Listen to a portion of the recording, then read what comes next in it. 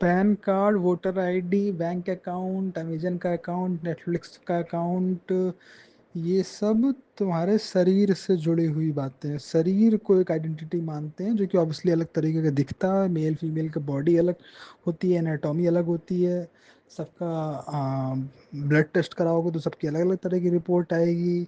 सबसे क्रिकेट में बॉलिंग कराओगे तो कोई 4 ओवर फेंक पाएगा, कोई 1 ओवर भी नहीं फेंक पाएगा, कोई लेफ्टी बैटिंग करता है, कोई राइटी बैटिंग करता है ना। कोई गंजा है, कोई बाल लंबे रखता है, कोई लंगड़ा है। तो शरीर तो अलग अलग तरीके के होते ही हैं। तो वो तो एक हुए नहीं, तो उस सेंस में तो दो लोग एक होते ही नहीं है। मेन बात, ऑब्जर्वर दी ऑब्जर्व, चाहे स्पिरिचुअल सब कुछ जो कुछ भी है, वो मन और मना स्थिति को टारगेट कर रहा होता है। शरीर से उसका कुछ बहुत खास लेना देना नहीं है। हालांकि मन शरीर से ही जुड़ा होता है, तो उतना हद तक जितना शरीर और मन का जो संबंध है उधर तक तो वो शरीर पे ध्यान देते हैं, बाकी तो ज़्यादा नहीं ध्यान देते हैं। ऑब्जर्वर इज द ऑब्जर्व्ड, यानी कि सामने वाला और हम एक सेंस में एक ही हैं। उससे बेसिकली ये बात कही जा रही है कि उसे भी दुख होता है, मुझे भी दुख होता है। तो हमारी मना स्थिति एक तरह की है ना। मानसिक रूप से, साइकोलॉजिकल रूप से हम सिमिलर चीज़ों को फेस करते हैं।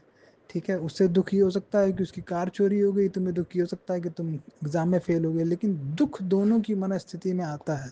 भले ही तुम्हारे पास दोनों टांगे हो और उसके पास एक टांग हो, है ना। भले ही उसका जो आधार कार्ड में फिंगरप्रिंट लगा है वो अलग दिखाई दे, तुम्हारा अलग दिखाई दे, लेकिन दुख दोनों को सेम है।